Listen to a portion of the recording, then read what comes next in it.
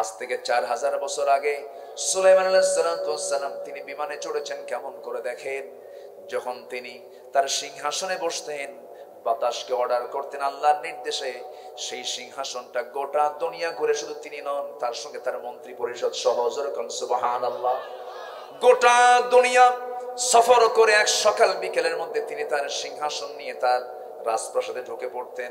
আল্লাহ তাআলা সুলাইমানকে এত মর্যাদা দিয়েছিলেন যে তিনি শুধু মানুষের ভাষা নয়, এমনকি একটা প্রাণীর ভাষাও তিনি বুঝতে পারতেন, প্রাণী কিভাবে কথা বলে। তিনি একদিন তার সৈন্যদেরকে নিয়ে চলে যাচ্ছেন, কোন একটা পাহাড়ি এলাকা দিয়ে যাচ্ছিলেন। সেই পাহাড়ি এলাকা দিয়ে যাওয়ার সময় পিঁপড়ার একটা দল, সেই দলের দলপতি পিঁপড়া তার জনগণকে লক্ষ্য করে বলছে, হে আমার জনগণ শোনো, তাড়াহুড়ো করে তোমরা গর্তের মধ্যে ঢুকে যাও, কারণ সুলাইমান তার বাহিনী নিয়ে আসতেছে, তাদের পায়ে পদপিষ্ট হয়ে তোমরা মারা যাবে, তোমরা তাড়াতাড়ি উদখুলু মাসাকিনাকুম, এগুলো আমার কথা না, আল্লাহর কথা, উদখুলু মাসাকিনাকুম, ঘরের মধ্যে ঢুকে যাও, গর্তের মধ্যে ঢুকে যাও। সুলাইমানের বাহিনী আসতেছি। পিঁপড়া তার জনগণকে লক্ষ্য করে, কর্মীদেরকে লক্ষ্য করে এই কথাটা বললো। পৃথিবীর কোনো মানুষ তো শোনে না এই সমস্ত কথাগুলো, কিন্তু শুনতে পেয়েছেন যে পয়গম্বর, সেই পয়গম্বরের নাম কি শুনতে পেলেন। পিঁপড়ার ওই লিডারকে হাতের মধ্যে তুললেন, তুলে বললেন ফাতাবাসসামা দাহিকান, কোরআন বলছে। উনি মুস্কি মুস্কি হাসি মারলেন, তার কথাও বুঝলেন। মানে পিঁপড়ার রাজা, এদিকে জনগণের রাজা, দুই নেতা কথোপকথন হচ্ছে। মানতিকাত তাইর, তাদের রাজত্ব শুধু মানুষের মাঝে ছিল না, সুলাইমান তিনি নিজে জিনদেরকে অর্ডার দিয়ে বাইতুল আকসা নির্মাণ করেছেন। আল্লাহু আকবার বলবেন না? যে বাইতুল আকসা আজকে অবরুদ্ধ করেছে ইহুদির বাচ্চারা, সেই বাইতুল আকসার যে প্রতিষ্ঠা, এই প্রতিষ্ঠার শুরুতে যিনি যে নবী কাজ করেছেন, সেই নবীর নাম কি বলেন? আবার বলেন, সেই নবীর নাম কি? সুলাইমান আলাইহিস সালাম, তিনি এই বাইতুল আকসা নির্মাণ করেছেন।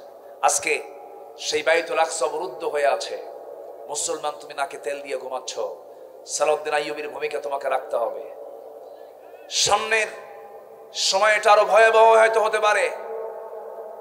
গোটা পৃথিবীর তাগুতি শক্তি সব এক হয়ে যাচ্ছে। নিউ ওয়ার্ল্ড অর্ডার, বর্তমান পৃথিবীর চাহিদা হলো মুসলিম শক্তিকে এক হওয়া, ঠিক কিনা বলেন? আজকে 56টি মুসলিম রাষ্ট্র পৃথিবীতে থাকার পরেও, 180 কোটি মুসলমান থাকার পরেও, প্রতি 4 জনে 1 জন মুসলমান থাকার পরেও, প্রাকৃতিক সম্পদ মুসলমানদের হাতে বেশি থাকার পরেও, আজকে গোটা পৃথিবীতে সবচেয়ে নির্যাতিত জাতির নাম কি? ইন্নাল হামদালিল্লাহিল আকরামিল্লাযী খালাকাল ইনসানা ওয়া কাররামা ওয়া 'আল্লামাহু মিনাল বায়ানি মা লাম ইয়া'লাম فسبحان الذي لا يحصى امتنانه باللسان ولا بالقلم نشهد أن لا إله إلا الله وحده لا شريك له ونشهد أن سيدنا وحبيبنا ومولانا محمدا عبده ورسوله الذي أرسله بالحق بشيرا ونذيرا وداعيا إلى الله بإذنه وسراجا منيرا فقد قال الله تعالى في كلامه المجيد وفرقانه الحميد أعوذ بالله من الشيطان الرجيم بسم الله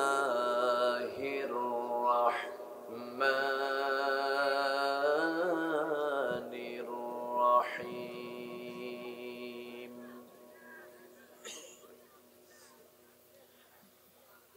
ولقد بعثنا في كل أمة رسولا اعبدوا الله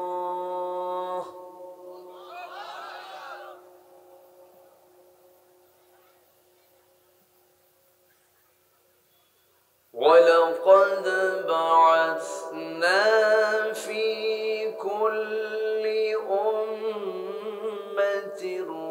رسولا أن اعبدوا الله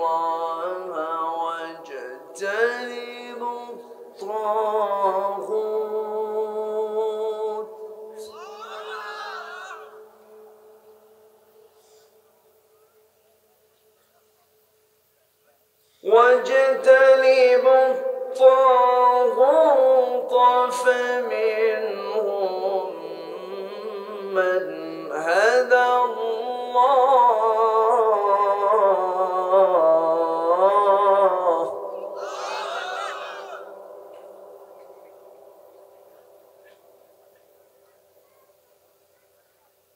فمنهم من هدى الله ومنهم من حقت عليه الضلالة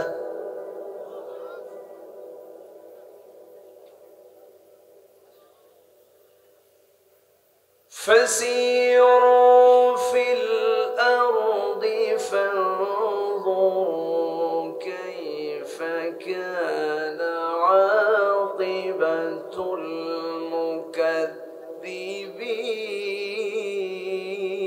المكذبين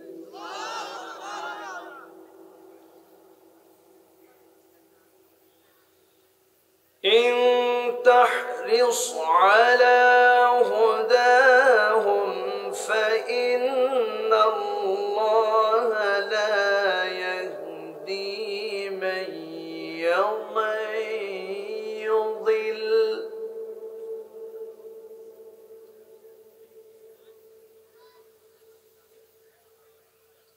فإن الله لا يهدي من يضل وما لهم من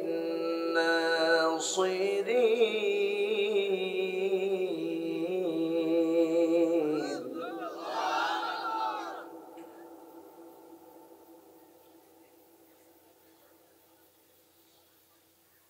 الله أكبر بسم الله الرحمن الرحيم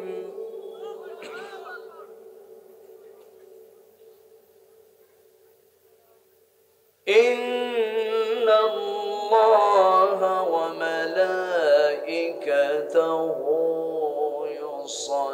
يصلون على النبي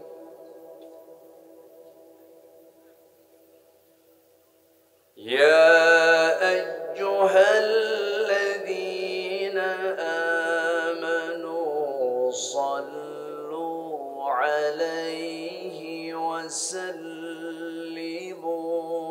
تسليما اللهم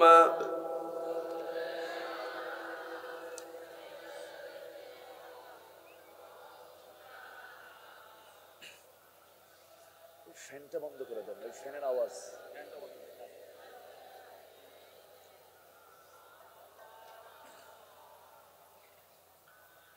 একটু মহব্বত দিয়ে নবীর প্রেমে মাতোয়ারা হয়ে আওয়াজ দিয়ে নবীর প্রেমে মশগুল হয়ে চিৎকার মেরে সবাই বলুন আল্লাহুম্মা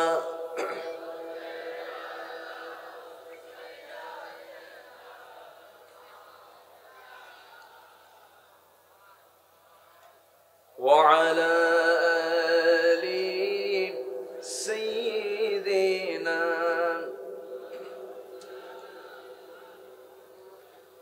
সবাই বলুন بلغ العلا بكماله كشف الدجى بجماله حسنت جميع خصاله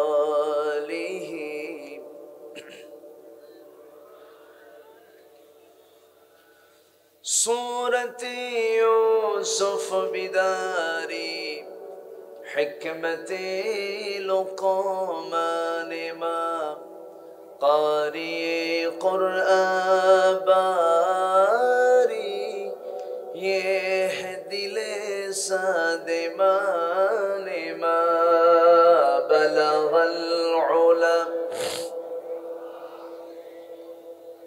كشف التجى بجماله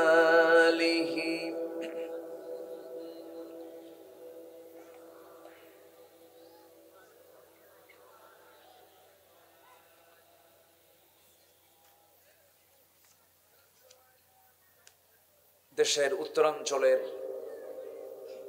রংপুর জেলার কাউনিয়া উপজেলার ভূত ছাড়া, মানে ভূত টুত নাই, আচ্ছা, ভূত ছাড়া মাঝাপাড়া ঐতিহ্যবাহী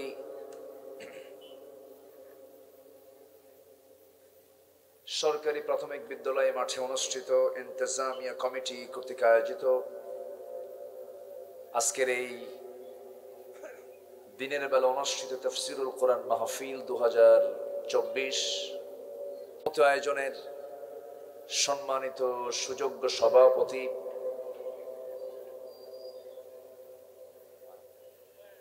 জনাব আলহাজ আব্দুল বারী, আজকের মাহফিলের প্রধান অতিথি বিশিষ্ট সমাজসেবক কাউনিয়া উপজেলা পরিষদের সম্মানিত সুযোগ্য চেয়ারম্যান মহোদয়, আমার বাম পার্শ্ব ভবিষ্ঠ জনাব আলহাজ আনোয়ারুল ইসলাম মায়া সাহেব, আজকের মাহফিলের বরেণ্য অতিথিবৃন্দ, বিশেষ করে আমার পূর্বে কথা বলেছেন নন্দিত আলেমে দ্বীন, বিশিষ্ট ইসলামী চিন্তাবিদ, লেখক, গবেষক, হাফিজুল কোরআন মাওলানা শফিউল আজম সাহিব, সম্মানিত মেহমানবৃন্দ,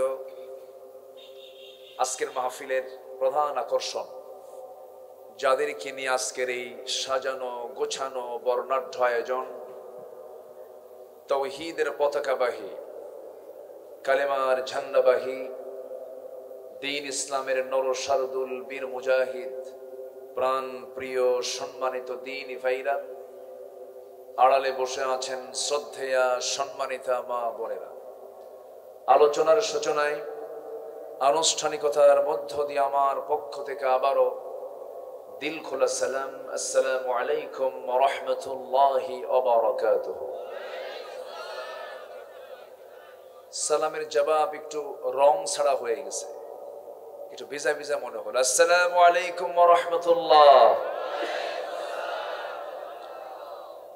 রংপুরে এসে তো রং থাকতে হবে আওয়াজে। সবাই কেমন আছেন বলেন?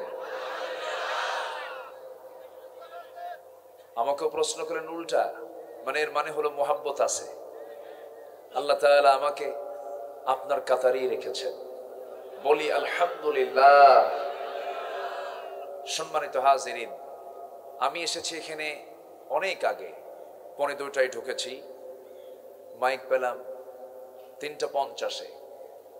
হাতে সময় খুব অল্প, তবে যতটুকু সময় আছে আমলের নিয়তে শুনলে পরে অনেক সময় পড়ে আছে।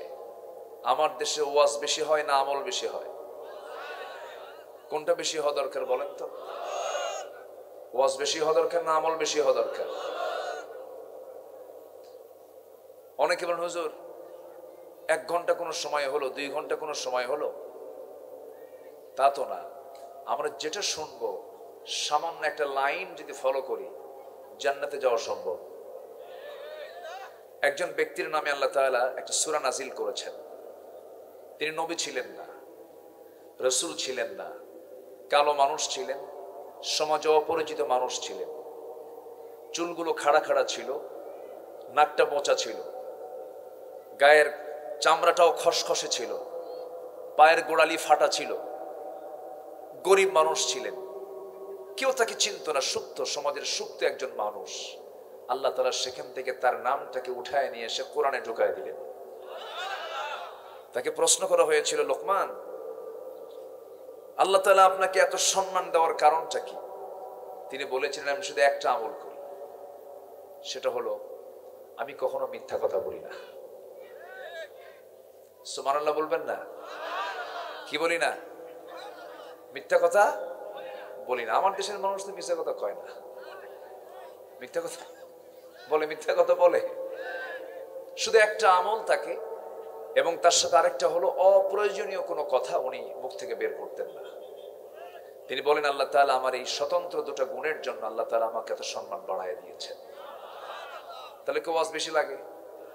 বলেন তো, বেশি কিছু লাগে? শুধু এই কথাটা শুনে যদি আমরা আমল করি, আমি তো মনে করি যে এই কথার উপর আমল, এই কথার উপর আমল করবে, সে হবে এই জামানার সবচাইতে বড় বুজুর্গ মানুষ। বেশি কিছু তো লাগে না। আমরা আসতে পেরেছি জান্নাতের টুকরায়, বলে উঠছি আলহামদুলিল্লাহ। জোরে বলি আলহামদুলিল্লাহ।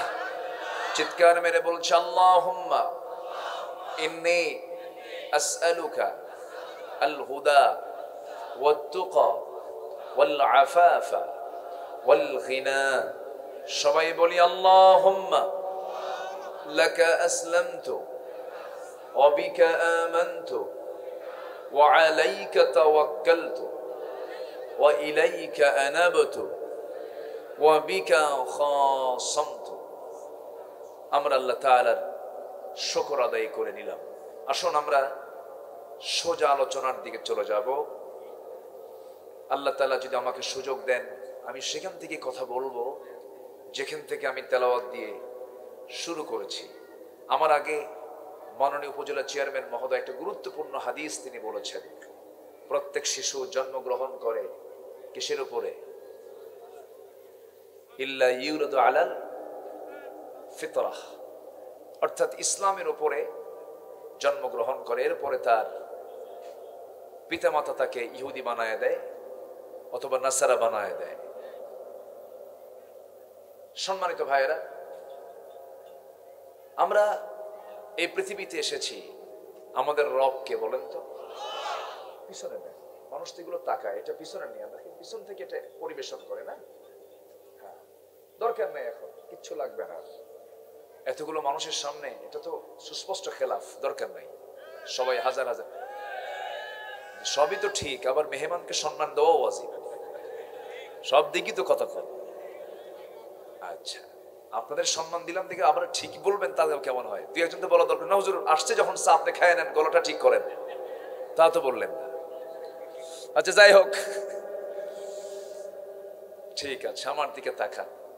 কষ্ট পাচ্ছেন না তো আপনারা? আমি কিন্তু বন্ধু সুলভ কথা বলছি। ভাইরে, মাতব্বরি, মাস্তানি, নেতৃত্বের অহংকার, দামাদামি, নিজের আত্মম্ভরিতা, এগুলো টিকবে না। সব একদিন মিশে যাবে মাটির সাথে। মিশে যাবে না? থাকবে কিছু? কিছু থাকবে বলেন? কিছুই থাকবে না। থেকে যাবে হলো আমল। কি থেকে যাবে? ভালো আমলও থেকে যাবে, বলেন বলেন বলেন, খারাপ আমলও থেকে যাবে। আমরা কি আমল নিয়ে যাব বলেন? মিথ্যা না সত্য? বাতিল না হক? অন্যায় না ন্যায়? হারাম না হালাল? বৈধ না অবৈধ? শয়তানের না আল্লাহর?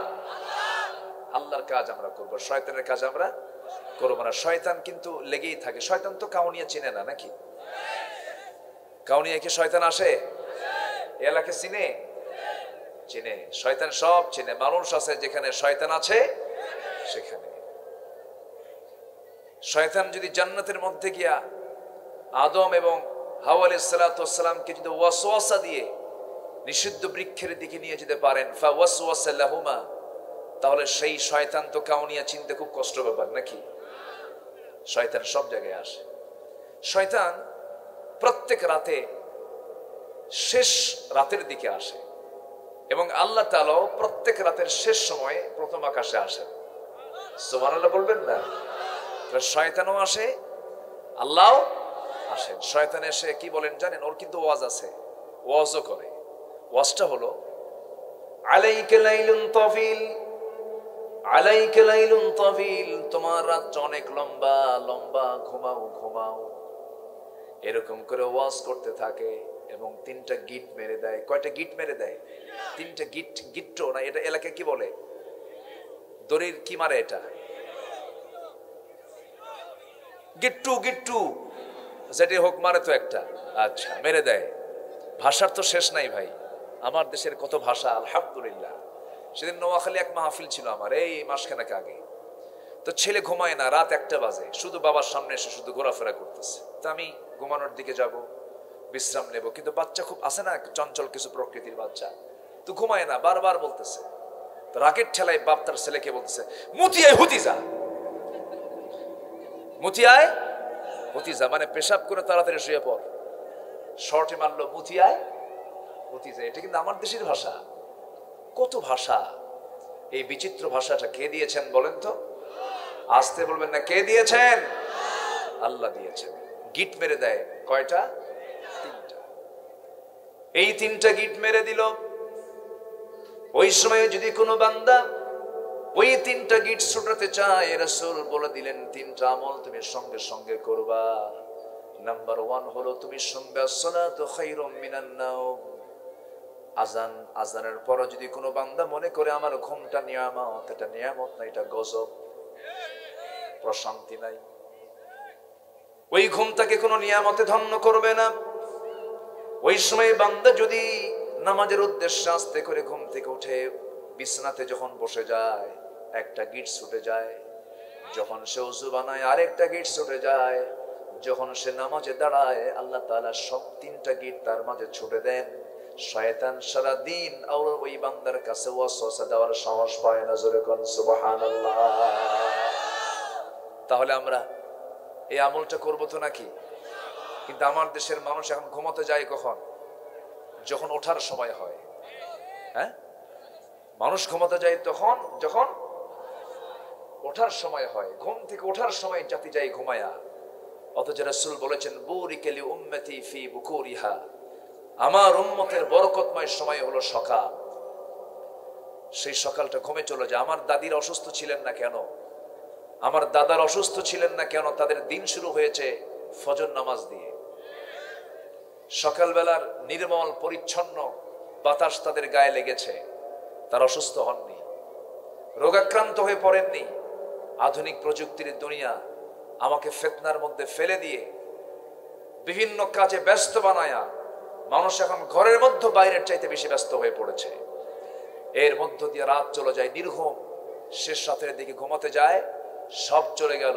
সকালের বরকত থেকে মাহরুম হওয়া মানে সব বরকত থেকে মাহরুম হয়ে যাওয়া। তাহলে আমরা শয়তানের গিট কি রাখবো না ছুটাবো? কোন নামাজের মধ্য দিয়া? বলেন, কোন নামাজের মধ্য দিয়া?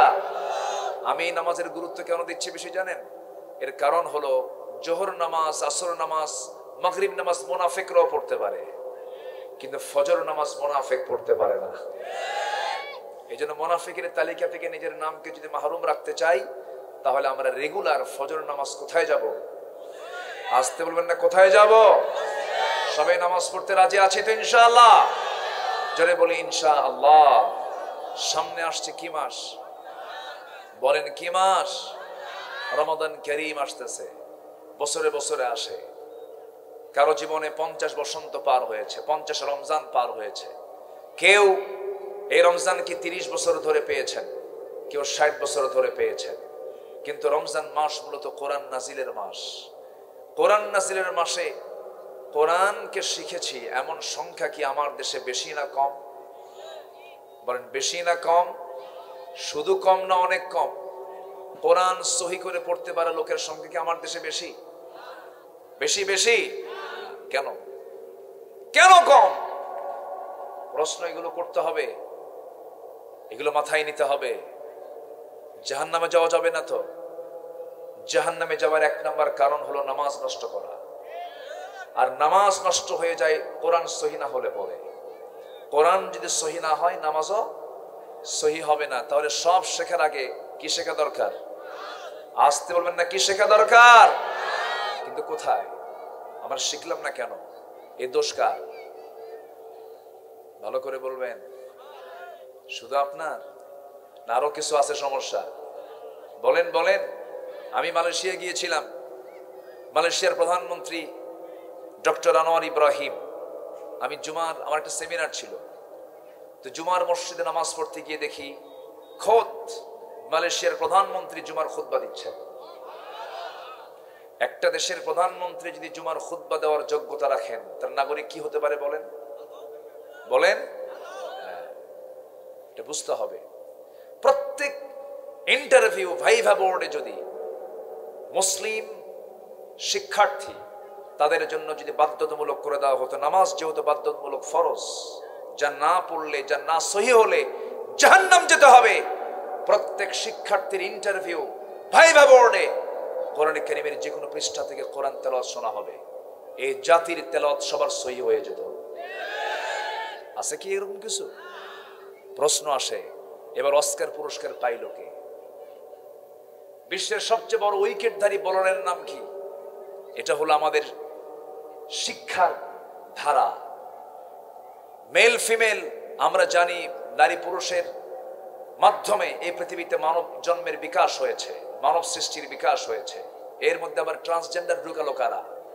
ট্রান্সজেন্ডার তারাই ঢুকায় যারা ইসলাম বোঝে না, কোরআন বোঝে না। ঠিক কিনা?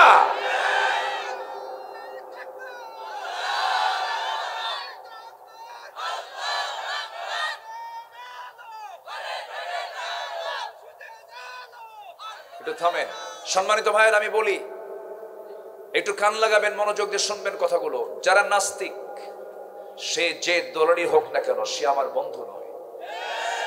আসতে বলবেন না, আমার দেশে নাস্তিক কিছু আছে না? নাই। প্রকাশ্যে আল্লাহর বিরুদ্ধে কথা বলে, নবীর বিরুদ্ধে কথা বলে। সক্ষম ভাবে যদি এগুলোর মোকাবেলা না করা যায়, আপনিও বিপদে পড়বেন। আমরা কোন পৃথিবীতে আমাদের সন্তানদেরকে রেখে যাচ্ছি? কোন পৃথিবীতে? একটু ভাবতে হবে। আমি তো মরেই যাব, কিন্তু আমার প্রজন্ম, আমার সন্তানরা কোন দুনিয়াতে থাকবে? তারা সমকামিতার আইন আমেরিকা ইউরোপে পাশ করে, মানে কি জানেন? পুরুষ পুরুষকে বিয়ে করবে, নারী নারীকে বিয়ে করবে। বিকৃত যৌনাচার, হোমোসেক্স, যা একটা কুকুর বিড়াল সিগারের ভিতরেও নাই। ওরাও এত নোংরা না।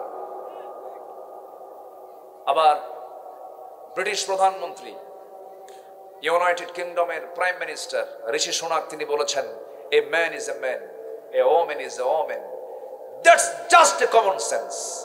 উনি বলেছেন, যদিও খ্রিস্টান, তিনি বলেছেন যে একটা পুরুষ একটা পুরুষ, একটা নারী একটা নারী। এটা বোঝার জন্য বুদ্ধিজীবী হওয়া লাগে না, কমন সেন্সই যথেষ্ট। আমরা মানবতাকে নিয়ে সামনে চলি।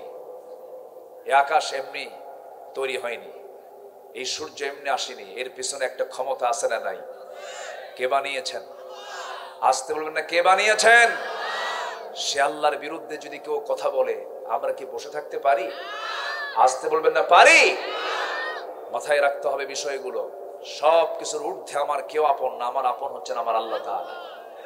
আল্লাহর কথা কোরআন, কোরআন যা বলবে আমরা তা মানবো। জোরে বলি ইনশাআল্লাহ। আগামী রমজান হবে আমাদের কোরআন শেখার রমজান। রাজি আছেন সবাই? আগামী রমজান হবে কি শেখার রমজান বলেন? কোরআন শেখার রমজান। তাহলে আমার আপনার উপকারে লাগবে, আমরা শিখবো। রাজি আছেন তো? সবাই রাজি আছেন তো? কোরআন শিখতে কিন্তু বছরের পর বছর লাগে না। মেধাবী যদি খুব ভালো মেধাবী হওয়া যায়, মনোযোগী হওয়া যায়, 7 দিনে কোরআন শেখা হয়ে যায়, কোরআন পড়া হয়ে যায়। বুঝতে সময় লাগবে, কোরআন তো একটা কিতাব, বুঝতে সময় লাগে। কিন্তু কোরআন পড়তে, এটাকে রিসাইট করতে, তেলাওয়াত করতে মাত্র 7 দিন লাগে। একটু দুর্বল হলে 14 দিন লাগে, আর একটু দুর্বল হলে 1 মাস লাগে। না আপনি বলবেন আমি পারি না, পারি না, এটাও দোষ আল্লাহর কাছে। ঠিক কিনা বলেন? এটাও কি দোষ? আল্লাহ ধরে ফেলবেন। সব বুঝো। বুড়া চাচাকে যদি বলা হয়, চাচা কাউনিয়ার ওই পৌরসভার মোড়ে আপনার 4 শতক জায়গা আছে, তার দাগ নাম্বার কত? কি 93। টনটনা মুখস্থ আছে দাগ নাম্বার, কাগজ না দেখিয়ে বলতে পারেন চাচা। যদি বলা হয়, চাচা ওই দাগ নাম্বার তো বললেন, তো আপনি মাঝে মাঝে কোর্টের বারান্দায় দেখি, রংপুর কোর্টে, জজ কোর্টের বারান্দায় সপ্তাহে 2 দিন ঘোরাফেরা করেন, এর কারণটা কি? কে বাবা জমি নিয়ে মামলা আছে, উকিল বোঝে না, উকিল কি বুদ্ধি দিয়েছে? তাহলে উকিল কি বুদ্ধি দিতে পারেন, দাগ নাম্বার মুখস্থ করতে পারেন, জান্নাতের দাগ নাম্বার নাই? আসতে বলবেন না আছে না নাই? কোরআন এমন একটি ম্যাপ, কোরআন এটা এমন একটা ম্যাপ, এই ম্যাপের ভিতরে আল্লাহ তাআলা জান্নাতের যে ম্যাপ আল্লাহ তাআলা তুলে দিয়েছেন, এখানে জান্নাতের সমস্ত অ্যাড্রেস দেওয়া আছে। জান্নাত যদি কেউ নিতে চান, যেরকম গুগল ম্যাপে এখানে অ্যাপসে যদি আপনি চাপ দেন, গুগলকে বলেন আমি টেকনাফের মেরিন ড্রাইভ চলে যাব, কাউকে বলতে হবে না, গুগল ম্যাপ আপনাকে মেরিন ড্রাইভে পৌঁছায় দেবে। মানুষের সামান্য যদি জ্ঞানে যদি এটা তৈরি হয়, আল্লাহ তাআলা কোরআনটা নাজিল করে বলছেন এটা এমন একটা জানালা, যে জানালায় চোখ রাখলে বান্দা জান্নাতের ম্যাপ খুঁজে পায়। জোরে বলি সুবহানাল্লাহ। আপনি যে ম্যাপটা না চালাতে পারেন, না বুঝেন, ঢাকা শহরে যে কোনোদিন যায় নাই, তার কাছে সব রাস্তা সমান, সব রাস্তা সমান, বিপদে পড়ে যাবে হাসরের দিন। এই জন্য রাস্তা চেনার দরকার আছে না নাই? কোন কিতাবে আছে? এত সস্তা জান্নাত না। দুনিয়ার একটা কিছু উপার্জন করতে গেলে কত কষ্ট, কত শ্রম দিতে হয়। জান্নাত দিবেন আল্লাহ তাআলা, এমনি এমনি পাওয়া যাবে? এমনি এমনি পাওয়া যাবে? শিখবো আমরা কোরআন আগামী রমজান মাসে। জোরে বলি ইনশাআল্লাহ। শয়তানের কয় গিট ছুটাবো? বলেন কয় গিট ছুটাবো? 3 গিটা আমরা ছুটাবো ইনশাআল্লাহ। জোরে বলি ইনশাআল্লাহ। আসেন আমরা মূল আলোচনার দিকে আস্তে আস্তে চলে যাচ্ছি। আমাদের উপজেলা চেয়ারম্যান মহোদয় শত ব্যস্ত মানুষ, তিনি বসে বসে কোরআন শুনছেন, অনেক মেহমানরা কোরআন শুনছেন। আল্লাহ তুমি সবাইকে কোরআনওয়ালা বানায় দাও। জোরে বলি আল্লাহুম্মা আমিন।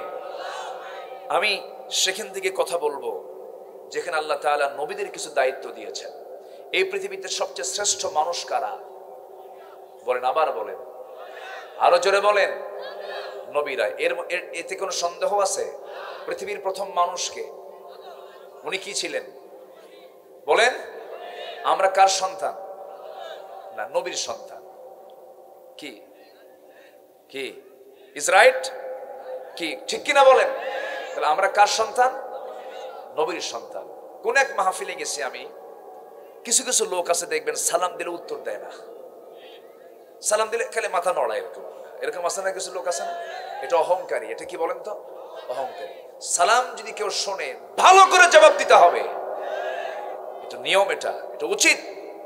তো আমি এক মাহফিলে গেছি, এক মুরব্বী মানুষ, আমি সালাম দিলাম, উনি উত্তর নিল কি নিল না আমি বুঝলাম না, খালি মাথা নাড়াচ্ছে। তো আমি উইলিংলি বললাম, মুরব্বী তো আপনার নাম? নিজেই প্রশ্ন করলাম। উনি খেপে গেলেন, খেপে গিয়ে বললেন আমি অমক পীরজাদা, এরকম একটা ভাবসাব। তো আমি আর কিছু বললাম না, থাক আমি আর কিছু বলবো না, হয়তো ওনার মন খারাপ আছে, হয়তো বা কোনো সমস্যা আছে। হঠাৎ করে উনি আমাকে আবার প্রশ্ন করছেন, হুজুর আপনার পরিচয়টা, আপনার বাড়ি কোথায়, আপনি কে? তা আমি বললাম আমি হলাম নবীজাদা। উনি কি কইছে, ওনার পরিচয় কি দিছে? পীরজাদা। আমি বলছি আমি নবীজাদা। তো আমাকে বলেন আপনি এরকম করে বললেন মানে? হ্যাঁ, আপনি যদি পীরের ছেলে, যদি পীরজাদা হতে পারেন, আমি তো নবীর ছেলে, আমার বাপ আদম, আমি তার ছেলে জাদা, নবীজাদা। কে? কিন্তু লাভ কি? নবীর ছেলে হয়ে তো লাভ নাই, থাকতে হবে ঈমান, থাকতে হবে কি? ঈমান। নবীর বাপ হয়ে তো লাভ নাই। ইতিহাস আছে না নাই বলেন তো? আছে না নাই? নবীর ছেলে হয়েও লাভ নাই। নূহের ছেলে কেনান, ইব্রাহিমের বাবা আজার, নবীর বাবা, নবীর চাচা হয়ে লাভ নাই। আবু লাহাব নবীর বাবা, লাভ নাই তো। নবীর বউ হয়ে লাভ নাই। নূহ আলাইহিস সালামের স্ত্রী সে কাফেরা ছিল। আবার মানে স্বামী যদি ঈমান হারা হয় আর বউ যদি ঈমান ওয়ালা হয়, তাও তো লাভ নাই। আসিয়ার স্বামীকে বলেন, কে কে বলেন? অতএব এখানে বিষয় হলো ঈমান। এখানে বিষয়টা কি বলেন তো? ঈমান। তাহলে আমাদের পিতা আদম ছিলেন নবী, আমরা নবীর সন্তান। এই পৃথিবীতে সবচেয়ে সভ্যতার অগ্রনায়ক হচ্ছেন আম্বিয়া কেরামরা। তারা সভ্যতা এনেছেন। কেউ বলতে পারবেন না যে আগের মানুষ এই ছিল ওই ছিল, এগুলো মানুষের কল্পনার কথা কিছু কিছু। পৃথিবীর প্রথম মানুষ ছিলেন সবচেয়ে বড় বিজ্ঞানী। আল্লাহু আকবার বলেন। আমার বাপ আদমকে আল্লাহ তাআলা ওয়াল্লামা আদামাল আসমাআ কুল্লাহা, সূরা বাকারা খুলে দেখেন। আল্লাহ তাআলা আদমকে পৃথিবীর সকল কিছুর নামের সঙ্গে পরিচয় করে দিয়েছেন। যত গাছ, যত প্রাণী, যত সৃষ্টি, সব সৃষ্টির নাম একটা একটা করে জানতেন আমার আব্বা আদম আলাইহিস সালাম। আল্লাহু আকবার বলেন। আগের মানুষকে আমার চেয়ে কম জানতো? কম জানতো? ঠিকই জানতো। তারাই সভ্যতা এনেছেন। ইদ্রিস আলাইহিস সালাম ছিলেন টেক্সটাইল ইঞ্জিনিয়ার, দাউদ আলাইহিস সালাম ছিলেন অস্ত্র নির্মাতা। এরকম করে এই পৃথিবীতে সমস্ত আধুনিকতা, সমস্ত কিছু জ্ঞান বিজ্ঞান এসেছে নবীদের মাধ্যমে। কিন্তু নবীদের এই পৃথিবীতে আসার একটাই মিশন ছিল, সেটা হলো এই জমিনে তারা আল্লাহর দ্বীন কায়েমের জন্য চেষ্টা করেছেন, সংগ্রাম করেছেন। সমস্ত নবীদের দাওয়াত ছিল দুই রকম না একরকম? দুই রকম না একরকম? একরকম দাওয়াত ছিল। আল্লাহ রাব্বুল আলামিন বলেন, ওয়ালাকাদ বা'আসনা ফি কুল্লি উম্মাতির রাসূলান আন ই'বুদুল্লাহা ওয়াজতানিবুত তাগুত ফামিনহুম মান হাদাল্লাহ ওয়া মিনহুম মান হাক্কাত আলাইহি الضلالة فسيروا في الأرض فانظروا كيف كان عاقبة المكذبين جربوا الله أكبر আল্লাহ রাব্বুল আলামিন বলেন সূরাতুন নাহাল, নাহাল মানে হলো মৌমাছি। মৌমাছির নামে সূরা আল্লাহ রাব্বুল আলামিন কোরআনে দিয়েছেন। পিঁপড়া নামে সূরা দিয়েছেন, হাতি নামে সূরা দিয়েছেন, মাকড়সা নামে সূরা দিয়েছেন। এই সমস্ত সূরার নামকরণ কেন করেছেন? এর পিছনে বহু রহস্য আছে, বহু কারণ আছে। কষ্ট হচ্ছে না তো আপনাদের? মৌমাছি আমার আল্লাহ তাআলার নির্দিষ্ট, এটা হলো ফার্মাসি বিভাগের ডিপার্টমেন্টের দায়িত্ব হচ্ছে মৌমাছি। এই পৃথিবীতে যত রোগ আছে, সমস্ত রোগ আল্লাহ তাআলাই তো দিয়ে দিয়েছেন। বান্দার মধ্যে যত রোগ সব তো আল্লাহই জানেন। যেটা রোগ আছে সেই রোগের ঔষধ আছে না নাই বলেন? আসতে বলবেন না, আছে না নাই? রোগ দিয়েছেন কে? ওষুধও দিয়েছেন কে? আল্লাহ তাআলা। এই ওষুধের ভিতরে একটা বিশেষ ঔষধ দিয়েছেন, তার নাম হলো মধু। এই মধুর ডিপার্টমেন্টকে আল্লাহ রাব্বুল আলামিন সক্রিয় রাখার জন্য মৌমাছি নামক প্রাণীকে আল্লাহ তাআলা প্ল্যান করে তাকে সিলেকশন দিয়েছেন। আল্লাহ তাআলা সুন্দর করে মৌমাছিকে বলছেন, ওয়া আওহা ইলান নাহলি আনিত্তাখিযি মিনাল জিবালি বুয়ুতা। আমি মৌমাছিকে ওহী দিয়ে জানিয়ে দিয়েছি, বড় বড় বাড়ির ছাদের নিচে তোমরা বাসা বানাও, গাছের ডালে গাছের কাণ্ডে তোমরা বাসা বানাও, বিভিন্ন জায়গা থেকে মধু আহরণ করো, ফুল ফল থেকে রসগুলো নিয়ে চলে আসো। বিশাল বড় ডিপার্টমেন্ট। এই ডিপার্টমেন্টকে আল্লাহ রাব্বুল আলামিন মৌমাছির উপরে দায়িত্ব দিয়ে দিয়েছেন। এখানে আজকে বিজ্ঞান গবেষণা করছে, ওয়া আওহা ইলান নাহলি আনিত্তাখিযি মিনাল জিবালি বুয়ুতা। মুয়ান্নাসের সিগা ব্যবহার হয়েছে, স্ত্রীলিঙ্গ এখানে ব্যবহার করা হয়েছে। মৌমাছির দায়িত্ব, মৌচাকের দায়িত্ব পালন করে পুরুষ মৌমাছি না রানী মৌমাছি? রানী মৌমাছি। কত আগে আল্লাহ রাব্বুল আলামিন এই আয়াতটা নাযিল করলেন। আমার ভাইয়েরা, আল্লাহ মানুষকে সুস্থ করেছেন, রোগও দিয়েছেন, তার ঔষধও দিয়েছেন। এই মৌমাছিকে অর্ডার দিলেন, সে ফুলগুলোর সংগ্রহ, ফুলের রস সংগ্রহ করে, ফলের রস সংগ্রহ করে। মৌমাছির মধ্যে তিনটা ডিপার্টমেন্ট আছে। একটা হলো রানী মৌমাছি, আর হচ্ছে পুলিশ মৌমাছি, অ্যাডমিনিস্ট্রেশন সে চালায়, আর একটা ওয়ার্কার মৌমাছি, সে কর্মচারী মৌমাছি, কর্মী মৌমাছি। কর্মী মৌমাছির ডিপার্টমেন্ট হলো সে বিভিন্ন ফুলে ফলে পড়ে রসগুলোকে সে সংগ্রহ করে নিয়ে আসবে। পুলিশ মৌমাছির কাজ হলো সে মৌচাকের দরজায় সে দাঁড়ায় থাকবে। মৌচাকের দরজায় দাঁড়ায় থেকে ওই কর্মী মৌমাছির ভিতরে যে সমস্ত মৌমাছিগুলো নাপাক সহ, জার্ম সহ, জীবাণু সহ, পায়ের মধ্যে কোনো ময়লা নিয়ে যদি মধুগুলো নিয়ে আসতে চায়, কয়েকজন পুলিশ মৌমাছি একসঙ্গে সে একটাকে ধরে কামড় মেরে দুনিয়া থেকে বিদায় করে দেয়। কারণ এই মৌচাকের মধ্যে কোনো ভাইরাসওয়ালা, জীবাণুওয়ালা কোনো মৌমাছি যদি কোনো রস যদি ঢুকে যায়, মধুর কার্যকারিতা নষ্ট হয়ে যাবে, বান্দার সুস্থতা ফিরে আসবে না। আল্লাহ রাব্বুল আলামিন এই জন্য কর্মী মৌমাছি যেগুলো ভাইরাসওয়ালা, এটাকে মেরে ফেলার জন্য আল্লাহ রাব্বুল আলামিন সেই জায়গায় কিছু পুলিশ মৌমাছিও সেট করে দিয়েছেন। জোরে বলেন সুবহানাল্লাহ। ফিহি শিফাউল লিন্নাস। এই থামেন, ফিহি শিফাউল লিন্নাস, যে মধুর ব্যাপারে আল্লাহ তাআলা বললেন সমস্ত রোগের ঔষধ আমি এর মধ্যে রেখে দিয়েছি। জোরে বলুন সুবহানাল্লাহ, আরো জোরে বলুন সুবহানাল্লাহ।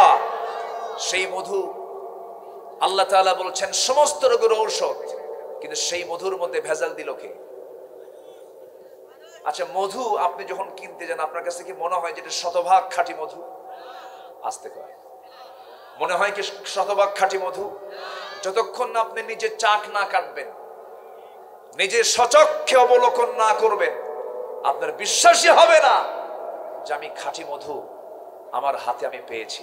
কিন্তু এই অবিশ্বাস কি আমার হওয়ার কথা ছিল? হওয়ার কথা ছিল বলেন তো?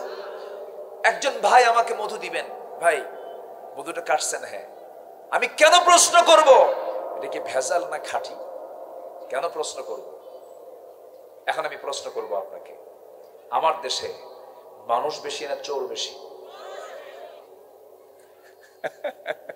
কোন তো কি মুসিবত, ভালো করে কোন, আমার দেশে মানুষ বেশি না চোর বেশি?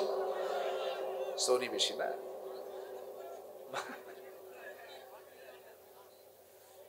ওই যে মুরব্বী রাগ করে বলতেছে 100 ভাগ, ওই যে মুরব্বী একজন বলতেছে মানুষ কোথায়? আমি কিন্তু শুরু করেছি একটা কথা দিয়ে, লোকমানের মর্যাদা বেড়েছে কি আমল করার কারণে? বলেন কি কথা বলার কারণে? বলেন সব নির্যাস, মানে বেয়াদব হিসেবে যদি আখ্যা পান তার কিন্তু বড় মুসিবত আছে। এটা কোরআনের মাহফিল, কথা বোঝেন নাই? আল্লাহর আদালতে যদি এই মাহফিলে যদি আপনার যদি বেয়াদবি প্রকাশ পায়, প্রমাণ হয়ে যায়, তাহলে কিন্তু সমস্যা। কেউ উঠবেন না, সবাই বসেন। খুব যদি মেজর প্রবলেম হয় একটু নখটা উঁচু করবেন, বিশেষ কারণ যদি হয় সেটা ভিন্ন কথা। আজান হবে, এই 2-1 মিনিটের মধ্যে আজান শুরু হয়ে যাবে। আশপাশ থেকে হয়তো আজান আমার কানে আসবে, নামাজও পড়বো, এই জায়গায় পড়বো। কেউ তো জোরে ইনশাআল্লাহ বললেন না, জোরে বলি ইনশাআল্লাহ। এখন আমার হাতে প্রায় 45 থেকে 50 মিনিট সময় আছে। কেউ নড়বেন না, সবাই বসবেন। আমি কথা শুরু করেছি, এটা শেষ ফিনিশিং দেব। ক্লাস শুরু হয়েছে, মাঝামাঝি ক্লাস থেকে উঠে যাওয়া এটা কিন্তু শিষ্টাচার বহির্ভূত কাজ। আমরা বসবো, জোরে বলি ইনশাআল্লাহ। কষ্ট নেবেন না কেউ। তাহলে মধু দিয়েছেন কে আর ভেজাল বানায় দিল কে? তাহলে আল্লাহর দোষ না বান্দার দোষ? বলেন আল্লাহর দোষ না বান্দার দোষ? বান্দার দোষ। সম্মানিত ভাইয়েরা, আল্লাহ কি দেননি? সব দিয়েছেন, এমন কিছু নাই তিনি দেননি, সব কিছুই তিনি দিয়েছেন। এই মৌমাছি আল্লাহ তাআলা আমার আপনার উপকারের জন্য দিলেন, তুমি মধু খাও। এই আয়াত থেকে ওয়াউহা ইলান নাহলি, এই নাহাল থেকে সূরার নামকরণ করা হয়েছিল সূরাতুন নাহাল। আল্লাহ তাআলা এখানে বলছেন আমি প্রত্যেক উম্মতের জন্য, প্রত্যেক জাতির জন্য আমি একজন করে নবী পাঠিয়েছি, রাসূল পাঠিয়েছি। প্রত্যেক উম্মতের জন্য লিকুল্লি কওমিন হাদ, এমন কোন কওম ছিল না যে কওমের জন্য আল্লাহ তাআলা হাত পাঠান নাই, পথ প্রদর্শক পাঠান নাই, নবী পাঠান নাই। সবার জন্য, সব গোত্রের জন্য নবী পাঠিয়েছেন। তিনি কে? আসতে বলবেন না কে? আল্লাহ তাআলা। সব নবীর দাওয়াত ছিল 2 না 1? আসতে বলবেন না 2 না 1? সে দাওয়াতটা ছিল হলো মূল একটাই কালিমা। সবাই বলেন আদমের কালিমা ছিল লা ইলাহা ইল্লাল্লাহু আদামু সফিয়ুল্লাহ, লা ইলাহা ইল্লাল্লাহু ইব্রাহিমু খলিলুল্লাহ, লা ইলাহা ইল্লাল্লাহু মুসা কালিমুল্লাহ, লা ইলাহা ইল্লাল্লাহু ঈসা রূহুল্লাহ। আওয়াজ দিয়ে আমার সঙ্গে বলেন, আমার কালিমা হলো লা ইলাহা ইল্লাল্লাহু মুহাম্মাদুর রাসূলুল্লাহ সাল্লাল্লাহু আলাইহি ওয়াসাল্লাম। সকল নবীর দোয়া, সকল নবীর দাওয়াত, সকল নবীর কালিমা 2 না 1? 2 না 1? শুধু শরীয়তের কিছু বিধিবিধান সময়ের প্রয়োজনে একটু চেঞ্জ হয়েছে, কিন্তু মূল স্পিড কিন্তু একটাই, মূল নীতি কিন্তু একটাই। যেরকম আগে পর্দার বিধান এমন ছিল না যা এখন করা হয়েছে রাসূলের সময় থেকে। যেমন আদম আলাইহিস সালামের সময় পৃথিবীতে কোনো মানুষ ছিল না, পৃথিবীতে পরিবার কয়টা ছিল তখন? একটা। ওই মা হাওয়ার গর্ভ থেকে সন্তান জন্ম হতো, একটা ছেলে একটা মেয়ে জমজ করে। তো আল্লাহ তাআলা অর্ডার দিয়েছিলেন ভাই বোনই বিয়ে হবে, কিন্তু এক পক্ষের ভাই আরেক পক্ষের বোন, পরের বার জন্ম নেওয়া বোন আর আগের বার জন্ম নেওয়া ভাই, এরকম করে মানে ভাই বোন তাদের মধ্যে বিয়েটা জায়েজ ছিল। কিন্তু সেই সময়ের অবস্থা অনুযায়ী এছাড়া কি কোনো উপায় ছিল? এখন কি যদি কেউ নিজের ভাই তার বোনকে বিয়ে করতে চায় হবে? আসতে বলে হবে? হবে না। তাহলে অবশ্যই প্রয়োজনের পরিপ্রেক্ষিতে আল্লাহ তাআলা শরীয়তের কিছু কিছু মূলনীতি আল্লাহ তাআলা এখানে সংযোজন করেছেন, নতুন করে দিয়েছেন। এটা ফয়সালা কার? আসতে বলবেন না কার? এটা সর্বশেষ ঠেকেছে হলো এই কিতাবের কাছে এসে। একদম প্রথম কিতাব থেকে শুরু করে নিয়ে রাসূলের কিতাব, রাসূলকে যে কিতাব দেওয়া হয়েছে কোরআন, এই কোরআন পর্যন্ত মূল যে দাওয়াত এক, কিন্তু বিধিবিধান শরীয়তের কিছু নীতিমালা চেঞ্জ করেছেন প্রয়োজনের পরিপ্রেক্ষিতে। কে? আর কি কোরআন চেঞ্জ হওয়ার সুযোগ আছে? আসতে বলবেন না আছে? কিয়ামত পর্যন্ত কি প্রয়োজন আছে? এটা কিয়ামত পর্যন্ত ব্যালেন্স করেছেন তিনি কে? আসতে বলবেন না তিনি কে? সূর্য দিয়েছেন কে? সূর্য কি চেঞ্জ করা লাগবে? সূর্যের কোনো পরিবর্তন করার দরকার আছে? আকাশ বানিয়েছেন কে? আকাশের কি চেঞ্জ করার কোনো দরকার আছে? যেমন আকাশ পরিবর্তন হবে না, সূর্য যেমন পরিবর্তন হবে না, ঠিক কিয়ামত পর্যন্ত কোরআনে কারীমের মধ্যে একটা নক্তা ঢোকানোর ক্ষমতা কেউ রাখতে পারে না। এবং কোরআন বিরোধী কোন আইনও কেউ রচনা করলে আল্লাহ তাকে ধরে ফেলবেন, ঠিক কিনা? কে ধরে ফেলবেন? আল্লাহ ধরে ফেলবেন। এখন লাইনে আসেন। আল্লাহ তাআলা প্রত্যেক রাসূলকে, প্রত্যেক উম্মতের জন্য আল্লাহ তাআলা রাসূল পাঠিয়েছেন। তাদের দাওয়াত ছিল একরকম। কি দাওয়াত ছিল? আল্লাহ রাব্বুল আলামিন বলেন, ওয়ালাকাদ বা'আসনা ফি কুল্লি উম্মাতির রাসূলান আন ই'বুদুল্লাহা ওয়াজতানিবুত তাগুত। আমি অবশ্যই প্রত্যেক জাতিকে একজন রাসূল প্রেরণ করেছি। তাদের দায়িত্ব ছিল একটাই দাওয়াত ছিল তাদের, তোমরা আল্লাহর দাসত্ব করো এবং পরিহার করো তাগুতকে। তাদের মধ্য থেকে আল্লাহ কাউকে হেদায়েত দিয়েছেন, তাদের মধ্য থেকে কারো উপর পথভ্রষ্টতা সাব্যস্ত হয়েছে। অতএব তোমরা জমিনে বিচরণ করো, তোমরা দেখে নাও আমার আইনকে, আল্লাহর বিধানকে যারা অস্বীকার করেছিল তাদের পরিণতি কি হয়েছে। নমরুদের নাম কি আমরা শুনি নাই? শুনছি কিনা বলেন? ফিরআউনের নাম? তারা এখন কোথায় আছে? দুনিয়াতে আছে? তারা দুনিয়াতে আছে? আসল ফেরাউনটা, যেটা নাম ফেরাউন ছিল, এখন তো তাজা ফেরাউনও আছে, নাই যে তা না, তারা আছে। ঠিক আছে, আপনাদের উত্তরও ঠিক আছে। কারণ যে লোকটা জুলুম করবে সে তো ফেরাউনের আরেকটা খালাতো ভাই, ঠিক কিনা? ফেরাউন তার ক্ষমতাকে পাকাপোক্ত করার জন্য 40,000 শিশুকে সে হত্যা করেছিল। হত্যার রাজনীতি, এই কালচার প্রথম শুরু করেছিল ফেরাউন। সেই হত্যার রাজনীতি আজও দুনিয়া জুড়ে আছে না নাই? আসতে বলবেন না আছে না নাই? রাশিয়া ইউক্রেন যুদ্ধ হচ্ছে শুধু প্রভাব বিস্তার করার জন্য, কিচ্ছু না। এটা কি মানবতার কাজ? প্রথম বিশ্বযুদ্ধ, দ্বিতীয় বিশ্বযুদ্ধ, এডলফ হিটলার 60 লক্ষ ইহুদিকে মেরে শেষ করে দিল। এরকম করে যুগে যুগে যে সমস্ত কাজগুলো করেছে তারা শুধুমাত্র তাদের কায়েমের স্বার্থ সিদ্ধির জন্য এগুলো করেছে।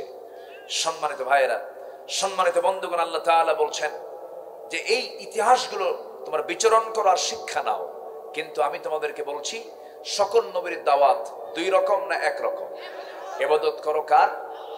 আসতে বলবেন না কার?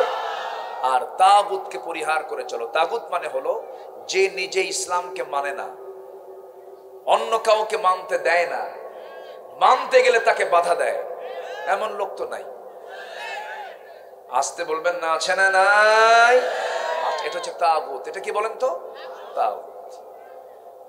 এই কাজ যখন করতে গেছেন সাহাবায়ে কেরাম, এই কাজ করতে গেছেন যখন আম্বিয়ে কেরাম, নবীও নির্যাতনের মুখোমুখি হয়েছেন। আমার নবীজিকে বদরের প্রান্তরে অংশগ্রহণ করতে হয়েছে রমজান মাসে। কোন মাসে বলেন? রমজান মাসে। ওহদের প্রান্তরে অংশগ্রহণ করতে হয়েছে। ওই তাগুতের বিরুদ্ধে সংগ্রাম করতে গিয়ে নবীজির দুটা দাঁত সামনে ভেঙে গেছে। জীবনের শেষ সময় পর্যন্ত আমার নবীর মুখের সুন্দর দুটা দাঁত ভাঙ্গা ছিল। হাসতে গেলে দুটা দাঁত ভাঙ্গা বের হয়ে যেত। নবীজি খন্দকের পরীকে খনন করতে গিয়ে কোদাল মারতে মারতে শত্রু আক্রমণ থেকে মদিনাকে রক্ষা করার জন্য ঠিক মদিনার সামনে তিনি 3 মাইল লম্বা ক্যানেল করলেন। পরীকে খনন করতে গেলেন, কোদাল মারতে মারতে আমার নবীজির কোমরটা কুঁজো হয়ে গিয়েছিল। আমার নবীজি মৃত্যুর দিন পর্যন্ত রাসূল কখনো আর কোমর সোজা করে দাঁড়াতে পারেন নাই। এই দিন কায়েমের সংগ্রাম করতে গিয়া বিশ্বনবীর যদি কোমর ভেঙে যায়, বিশ্বনবীর যদি দাঁত ভেঙে দিতে হয়, ভেঙে ফেলতে হয়, আমার বন্ধুগণ সেই দিনকে কায়েমের জন্য আমাদের রক্ত ঝরানোর দরকার আছে না নাই? বলেন, আসতে বলবেন না, আছে না নাই? আছে না নাই? এই চেতনা যার মধ্যে লালন করো না সে কখনো ইমানদার হতে পারে না। এই চেতনা লালন করতে হবে। তাগুতকে আমরা পরিহার করে চলবো, বাতিলকে আমরা মোকাবেলা করব, অন্যায়কে আমরা প্রশ্রয় দেব না, কোন হারাম কাজের দিকে যাব না। এই পৃথিবীতে যত বড় বাদশা ছিলেন আল্লাহর পয়গম্বররাই ছিলেন। এই পৃথিবীতে নেতৃত্ব দিয়েছেন আল্লাহর পয়গম্বররাই নেতৃত্ব দিয়েছেন। দেশ কি বলে খেলাফত এবং নবুয়তকে একসঙ্গে চালানো যায়, তার দৃষ্টান্ত আছে না নাই? বলেন। আমার নবীজি খেলাফতও চালিয়েছেন, নবুয়তও চালিয়েছেন। রাসূল নবুয়তের দায়িত্ব পালন করেছেন, দেশ শাসন করেছেন। এমন সুযোগ, এমন ইতিহাস নবীদের ইতিহাসে আছে না নাই? বলেন, আছে। আমার বন্ধুগণ, এই পৃথিবীতে কিয়ামত পর্যন্ত সুলাইমানের মতো বড় বাদশা কখনো আসবে না। আল্লাহ তাআলা সুলাইমানকে রাজত্ব দিয়েছিলেন। এই পৃথিবীতে সর্বপ্রথম বিমানে চড়েছেন কোন ব্যক্তি নয়, সর্বপ্রথম তিনি বিমানে চড়েছেন, তিনি হচ্ছেন সুলাইমান আলাইহিস সালাতু ওয়াস সালাম। আজ থেকে 4000 বছর আগে 2 রাইট ভ্রাতৃদ্বয় আমেরিকার, তারা বিমান আবিষ্কার করেছে, তারা গবেষণা করেছে। আমরা জানি, অনেক ইতিহাসটা জানি। এই তো 100-150 বছর আগের কথা। আজ থেকে 4000 বছর আগে সুলাইমান আলাইহিস সালাতু ওয়াস সালাম তিনি বিমানে চড়েছেন। কেমন করে দেখেন, যখন তিনি তার সিংহাসনে বসতেন, বাতাসকে অর্ডার করতেন আল্লাহর নির্দেশে, সেই সিংহাসনটা গোটা দুনিয়া ঘুরে, শুধু তিনি নন, তার সঙ্গে তার মন্ত্রী পরিষদ সহ, সুবহানাল্লাহ, গোটা দুনিয়া সফর করে এক সকাল বিকেলের মধ্যে তিনি তার সিংহাসন নিয়ে তার রাজপ্রাসাদে ঢুকে পড়তেন। আল্লাহ তাআলা সুলাইমানকে এত মর্যাদা দিয়েছিলেন যে তিনি শুধু মানুষের ভাষা নয়, এমনকি একটা প্রাণীর ভাষাও তিনি বুঝতে পারতেন। প্রাণী কিভাবে কথা বলে। তিনি একদিন তার সৈন্যদেরকে নিয়ে চলে যাচ্ছেন, কোন একটা পাহাড়ি এলাকা দিয়ে যাচ্ছিলেন।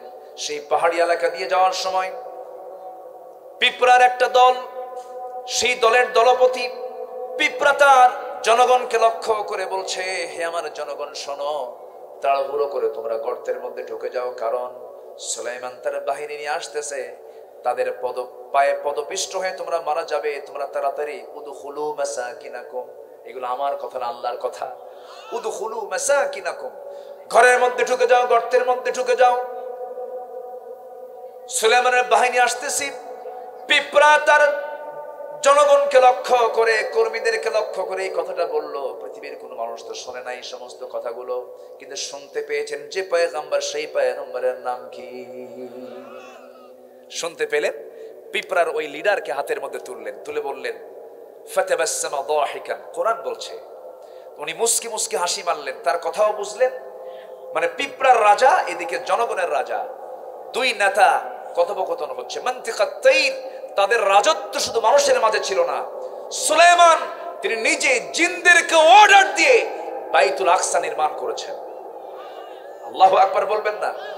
যে বাইতুল আকসা আজকে অবরুদ্ধ করেছে ইহুদির বাচ্চারা, সেই বাইতুল আকসার যে প্রতিষ্ঠা, এই প্রতিষ্ঠার শুরুতে যিনি যে নবী কাজ করেছেন, সেই নবীর নাম কি বলেন? আবার বলেন, সেই নবীর নাম কি? সুলাইমান আলাইহিস সালাতু ওয়াস সালাম, তিনি এই বাইতুল আকসা নির্মাণ করেছেন। আজকে সেই বাইতুল আকসা অবরুদ্ধ হয়ে আছে। মুসলমান, তুমি নাকে তেল দিয়ে ঘুমাচ্ছ, সালাউদ্দিন আইয়ুবীর ভূমিকা তোমাকে রাখতে হবে। সামনের সময়টা আরো ভয়াবহ হয়তো হতে পারে। গোটা পৃথিবীর তাগুতি শক্তি সব এক হয়ে যাচ্ছে। নিউ ওয়ার্ল্ড অর্ডার বর্তমান পৃথিবীর চাহিদা হলো মুসলিম শক্তিকে এক হওয়া, ঠিক কিনা বলেন? আজকে 56টি মুসলিম রাষ্ট্র পৃথিবীতে থাকার পরেও, 180 কোটি মুসলমান থাকার পরেও, প্রতি 4 জনে 1 জন মুসলমান থাকার পরেও, প্রাকৃতিক সম্পদ মুসলমানদের হাতে বেশি থাকার পরেও আজকে গোটা পৃথিবীতে সবচেয়ে নির্যাতিত জাতির নাম কি? নির্যাতিত জাতির নাম কি? কেন? এর কারণ হলো আমরা মুসলমান ইসলাম ধরেছি না ছেড়েছি?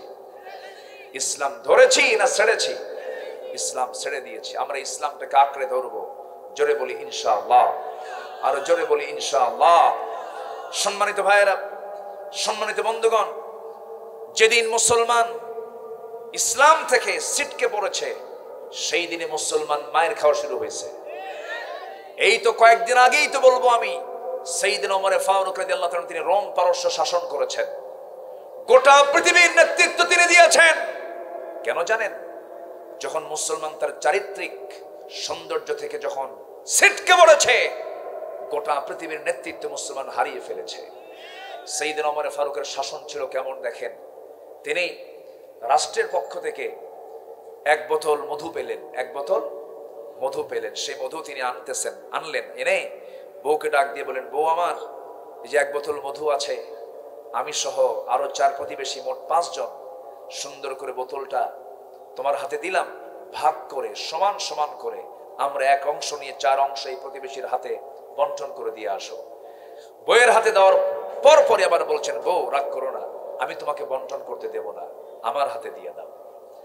বলেন তো এই আচরণ যদি কোনো স্বামী তার স্ত্রীর সঙ্গে করে, মন কি ভালো হওয়ার কথা না খারাপ হওয়ার কথা?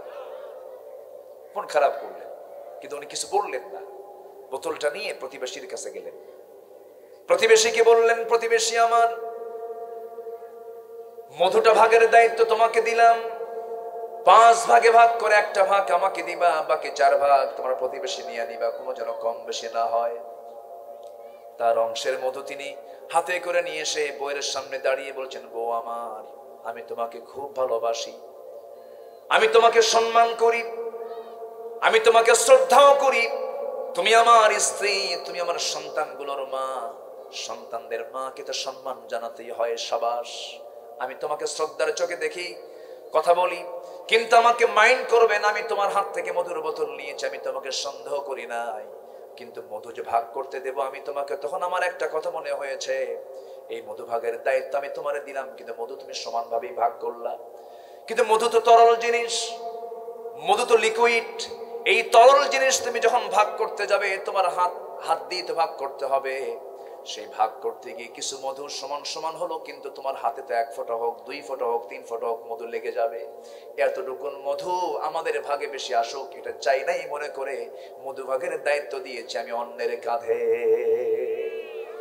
যেরকম সুবহানাল্লাহ। কার ভয়? আসতে বলবেন না, কার ভয়? আরো জোরে বলেন, কার ভয়? আল্লাহর ভয়। একটু মনোযোগ দিয়ে কথাগুলো শোনেন। ওমর ফারুকের নাম যখন চলে আসলো, আরেকটা বিষয়ে কথা বলি। ওমর ফারুক রাদিয়াল্লাহু তাআলা আনহু তিনি রাষ্ট্রের দায়িত্ব পালন করছেন। রাষ্ট্রের কিছু খাবার অন্য দেশ থেকে এসেছে, 1 কার্টন ভরা আপেল এসেছে, অথবা কি বলে খেজুর এসেছে, 2টা বর্ণনা পাওয়া যায়। সেই খেজুরের কার্টন থেকে একটা খেজুর ছোট্ট ছেলে মুখের মধ্যে তুলে নিয়েছে। সাইয়েদনা ওমর ফারুক রাদিয়াল্লাহু আনহু সেই সময় সঙ্গে সঙ্গে তার মুখের মধ্যে হাত ঢুকায়া দিলেন। হাত ঢুকায়া দিয়া আঙ্গুরটা বের করে নিয়ে বলছেন, তুই তোর মার কোলে চলে যা, এই আঙ্গুর তোর খাওয়া যাবে না। মার কাছে গিয়ে চিৎকার মেরে মেরে কান্দে আর বলে, আব্বা আমার মুখের ভিতর থেকে সে খেজুর আঙ্গুল ঢুকায়া দিয়ে খেজুরটা তুলে নিয়ে আসছে, আমাকে খেতে দেয় নাই। সাইয়েদনা ওমর ফারুক রাদিয়াল্লাহু তাআলা আনহু ঘরের মধ্যে যখন ঢুকলেন, স্ত্রী বলছেন, স্বামী আমার, আমরা তো আমাদের অংশে কিছু খেজুর পাবোই। ছোট্ট একটা বাচ্চা খেজুর মুখের মধ্যে নিয়েছে, আপনি জোর করে খেজুরটা বের করে রাখলেন কেন? আমরা নয় একটা খেজুর কমই নিতাম। সাইয়েদনা ওমর ফারুক বলছেন, আমার স্ত্রী, এটা ঠিক আছে, কিন্তু যে খেজুর সে মুখের মধ্যে নিয়েছে আমি আমার অংশ, ওই খেজুরটাই পাবো, তার গ্যারান্টি কি? আল্লাহু আকবার বলবেন না? ইয়াদিলু হুয়া আকরাবু লিত্তাকওয়া, ইন্নাল্লাহা ইয়া'মুরু বিল আদল ওয়াল ইহসান ওয়া ইতাই যিল কুরবা ওয়া ইয়ানহা আনিল ফাহশাই ওয়াল মুনকারি ওয়াল বাগি। আমার বন্ধুগণ, সাইয়েদনা আলী শীতের রাত, হাজার হাজার রাষ্ট্রের কম্বল পাশে পড়ে আছে, কিন্তু আলী শীতের মধ্যে থরথর করে কাঁপতেছেন। বলা হলো, আলী এতগুলো হাজার হাজার কম্বল থাকতে মুসলমানদের লিডার আলী থরথর করে কাঁপে, একটা কম্বল তো হাতে নিয়ে গায়ে দিতে পারেন, এতে সমস্যা কোথায়? সাইয়েদনা আলী বলছেন, শোনো, আমার ভাগে একটা কম্বল পাবো, কিন্তু ভাগ তো বন্টন হয় নাই, বন্টিত হয় নাই। যে কম্বলটা গায়ে দেব সেই কম্বল আমার ভাগে আসবে, তার গ্যারান্টি কি? এই জন্য আমি কম্বল হাতে নেই নাই। জোরে কোন সুবহানাল্লাহ, আরো জোরে কোন সুবহানাল্লাহ। ওমর ফারুকের ছেলে ঘোড়া কিনেছেন, ছোট ঘোড়া কিনে বড় করে বিক্রি করবেন, লাভ করবেন। ঘোড়া ছোট্ট একটা কিনে এনে মোটা তাজাকরণ করতেছেন, কিন্তু ঘাসটা খাওয়াচ্ছেন রাষ্ট্রের জায়গার ঘাস খাওয়ায়া ঘোড়া যখন বড় করেছেন, ওমর ফারুক কোনোদিন কিছু বলেন নাই ছেলেটাকে। ঘোড়া বিক্রি করতে গেছে যেদিন, সেদিন তিনি বাইরে গেলেন না, তিনি দরজায় দাঁড়ায়া থাকলেন, আমার ছেলে আগে আসুক। ঘোড়া বিক্রি করে যখন সে বাড়িতে ফিরতেছে, সামনে দাঁড়ায় বলছে, বাজান ঘোড়াটা কই? ঘোড়া তো বিক্রি করে আসছি। কত টাকা দিয়ে কিনছিলা, কত টাকা দিয়ে বিক্রি করলা বলো? এত টাকায় কিনছিলাম, এত টাকায় বিক্রি করেছে, লাভ হয়েছে কত? এত টাকা। এখন প্রশ্ন হলো, আমার সন্তান, রাগ করো না, তুমি যে ঘাসগুলো খাওয়াইছো সেই ঘাসটা তোমার বাবার জায়গার ঘাস না, রাষ্ট্রের জায়গার ঘাস। রাষ্ট্রের টাকা জমা দে। সুবহানাল্লাহ বলবেন না? এখন তো এরকম শাসন চলছে গোটা দুনিয়া জুড়ে, তাই না? এরকম কিছু আছে? আমরা এগুলো থেকে ছিটকে পড়েছি, আমরা আজকে নির্যাতিত হচ্ছি, ঠিক কিনা বলেন? সম্মানিত ভাইয়েরা, সম্মানিত বন্ধুগণ, এরকম অসংখ্য নজির আছে ইসলামের ইতিহাসে। ভারতের শ্রী মহাত্মা গান্ধী বলেছিলেন ঊনবিংশ শতাব্দীতে, ওনার শাসনামলে বলেছিলেন, অশান্ত পৃথিবীকে শান্ত করার জন্য মুসলমানদের একটা অমর বর্তমান পৃথিবীতে দারুণ দরকার। জোরে বলি আল্লাহু আকবার। এগুলো কেন হয়েছে জানেন?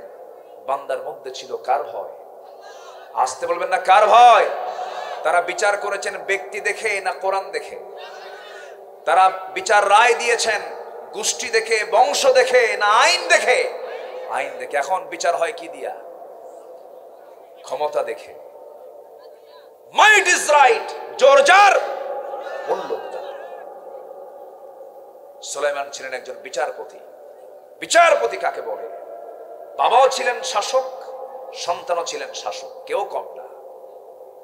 দাউদ আলাইহিস সালামের হাতে যখন লোহা আসতো, লোহাটা কাদার মতো নরম হয়ে যেত। তার ছেলে সুলাইমানের হাতে যখন তামা আসতো, তামাটা কাদার মতো নরম হয়ে যেত। আল্লাহ তাআলা তাদেরকে এই ক্ষমতা দিয়েছেন।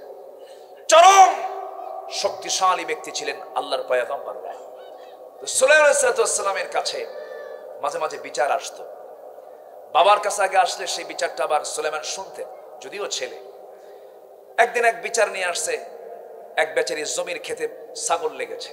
তো ছাগল জমি খাইছে, জমি নষ্ট হয়ে গেছে, আবাদ নষ্ট হয়ে গেছে। সাইয়েদনা দাউদ আলাইহিস সালাম বললেন, কেমন ক্ষতি হয়েছে? ওই ছাগলগুলো বিক্রি করলে যে টাকাটা আসবে, এই পরিমাণ তার সম্পদের, তার আবাদের ক্ষতি হয়ে গেছে। সাইয়েদনা দাউদ বললেন, তাহলে যার জমি তাকে ছাগলগুলো বুঝায় দাও। ছাগলওয়ালাকে বলেন, তোমার ছাগলগুলো জমিওয়ালাকে বুঝায় দাও।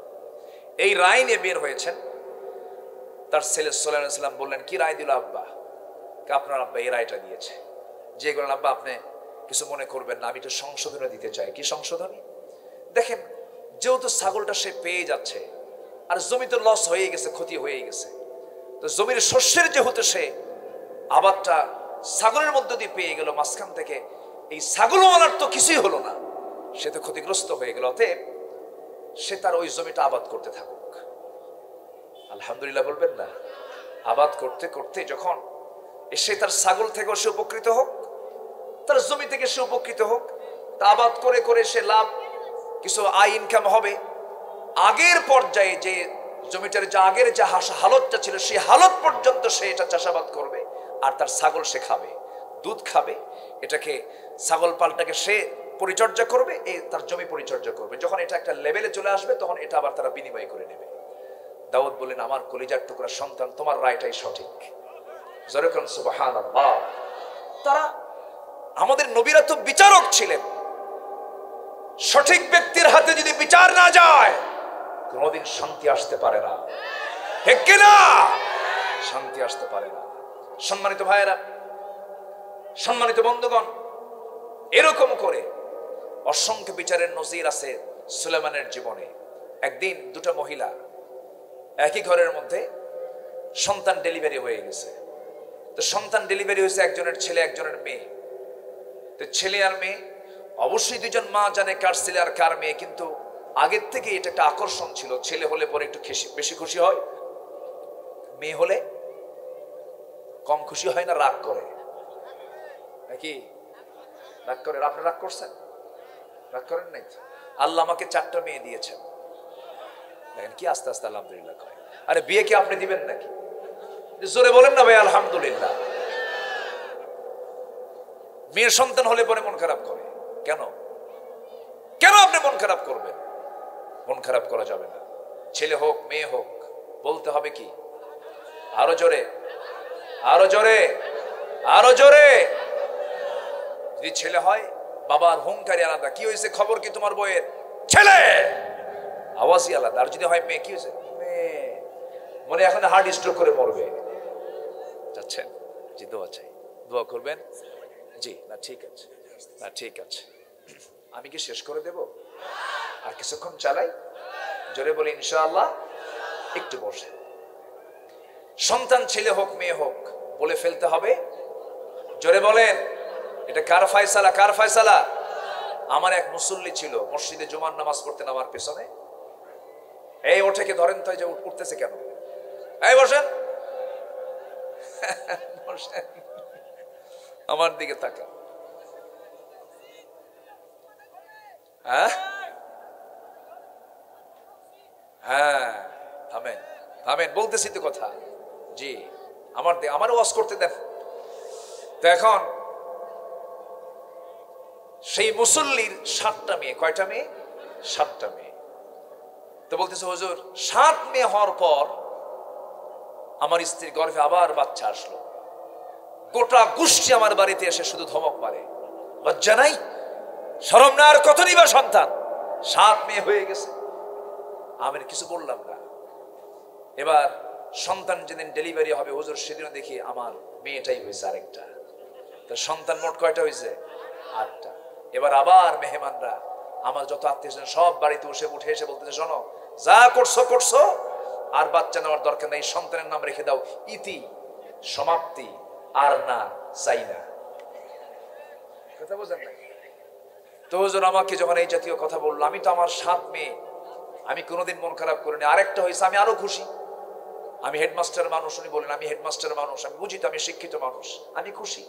তোরা যখন বললো নাম রাখতে হবে ইতি, সমাপ্তি, আর না চাই না, আমি একটা নামও পছন্দ করি, আমি নাম রেখে দিয়েছি আশা, মানে আরো আসুক। তাহলে শুকরিয়া আদায় করার মতো মানুষ আছে না নাই? আসতে বলবেন না, আছে না নাই? সন্তান যেটাই হোক বলে ফেলতে হবে আলহামদুলিল্লাহ। সুলাইমানের ওই সময় আল্লাহর পয়গম্বর তিনি লক্ষ্য করলেন, ওই 2 মহিলা, একটা ছেলে হয়েছে একটা মেয়ে হয়েছে। 2 মহিলা ছেলে সন্তান না মারামারি, মেয়ের সন্তান কেউ নিতে চায় না। বলছে ছেলেটা আমার, ও বলে ছেলেটা আমার। সাইয়্যিদনা সুলাইমান আলাইহিস সালাতু ওয়াস সালাম সেই সময় বলে ফেললেন, তোমরা যে দাবি করতেছো ভালো কথা, এখন সন্তান আমি কার কোলে তুলে দেব? তোমরা 2 জনই তো দাবি করো, অতএব সন্তানটা আমার হাতে দিয়ে দাও, তরবারে নিয়ে আসো, মাঝখান দিয়ে কেটে একটা অংশ তুমি নাও, একটা অংশ তুমি নাও। এই কথা বলার সঙ্গে সঙ্গেই অরিজিন যে মা, সেই মাটার সামনে হাওমাও করে কেঁদে ফেলে বলতেছে, আল্লাহর পয়গম্বর, সন্তানটা আমার না, সন্তানটা ওর হাতে দিয়ে দেন।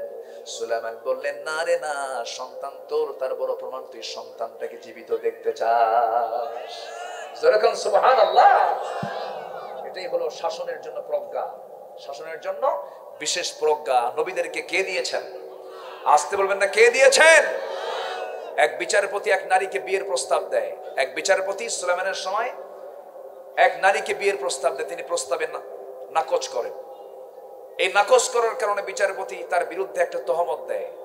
সেই তহমত হলো, একটা অপবাদ দিয়ে দেয়, সে জিনা করে, যেরকম নাউজুবিল্লাহ। এবং সে শুধু না, এরকম করে 3 জন বিচারপতি তার বিরুদ্ধে এই অভিযোগটা দেয়। এই অভিযোগ চলে যায় হলো ওই আল্লাহর পয়গম্বর সাল্লাল্লাহু আলাইহি ওয়াসাল্লামের কাছে। যখন চলে যায়, তিনি শুনলেন 3 জন বিচারপতি পরপর একটা নারীর বিরুদ্ধে এই অভিযোগটা দিল। আচ্ছা ঠিক আছে, উনি মাথায় নিলেন। মাথায় নিয়ে এই 3 বিচারপতিকে 3 সময়ে ডাকলেন। ডাক দিয়ে বললেন যে এই মহিলার বিরুদ্ধে যে তোমার অভিযোগ দিচ্ছ, সে বিকৃত যৌনাচারে আক্রান্ত, সে কুকুরের সঙ্গে জেনা করে, তো এর প্রমাণ স্বরূপ আমি তোমাদেরকে প্রশ্ন করতে চাই। 3 জনকে 3 সময়ে ডাক দেন।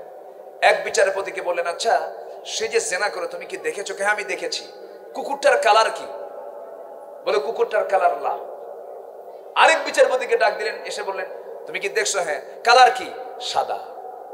আরেকজন বলছে আরেকটা কালার। 3 জন কয় কালার কইছে? 3 কালার। 3 জন বিচারপতিকে বরখাস্ত করে বললেন ওই মহিলার কোনো দোষ নাই, এই 3টারই দোষ, এদের মধ্যে ষড়যন্ত্র লুকানো আছে। আল্লাহু আকবার। এই প্রজ্ঞাগুলো আল্লাহ তাআলা নবীদেরকে দিয়েছেন। সেই শাসন করার জাতি আজকে মুসলমান শাসিত, ঠিক কিনা? সেই জায়গায় যাওয়ার জন্য আমাদের সমস্ত পথ ছেড়ে আমাদের পথ ধরতে হবে কার? ইবাদত করতে হবে কার? আগামী রমজান মাস আমাদের বিজয়ের মাস, বদরের মাস, কোরআন নাজিলের মাস। আমি সবাইকে উদাত্ত আহ্বান জানাবো, আমরা সব কিছু দেখে ফেলেছি। 71 থেকে 2024 সাল, 47 থেকে 1971 সাল, বহু বিজয় আমরা দেখলাম, সব দেখা শেষ। আগামীর দেশ আমরা দেখতে চাই কোরআনের দেশ। রাজি আছেন কারা কারা? হাত উঁচু করে দেখান মুসলমান।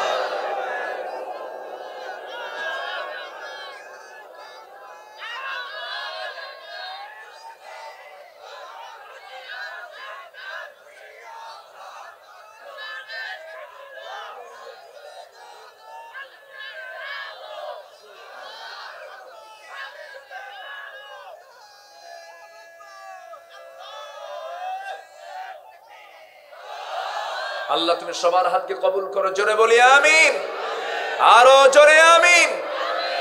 আমি আওয়ামী লীগ বুঝি না, বিএনপি বুঝি না, ইসলামী দল বুঝি না, জাতীয় পার্টি বুঝি না।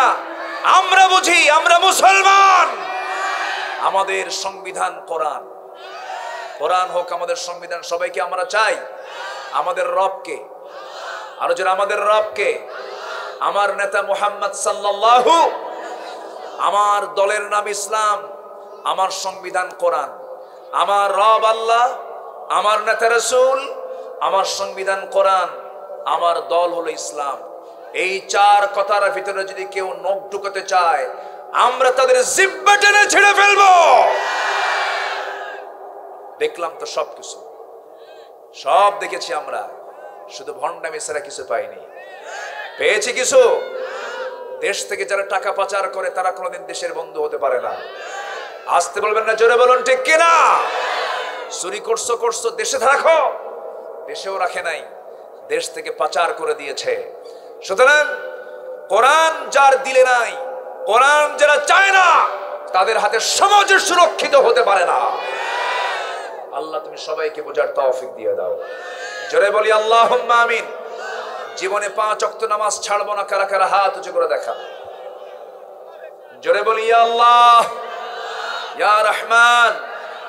আমাদেরকে 5 ওয়াক্ত সালাত আদায় করার তৌফিক তুমি আল্লাহ দিয়ে দাও। জোরে বলি আমিন, আরো জোরে আমিন, আরো জোরে আমিন। এখন সেই আল্লাহর বিধানকে যদি আমরা সমাজে চালু করতে চাই, শত্রু আছে না অভাব নাই? শত্রু নাই না অভাব নাই?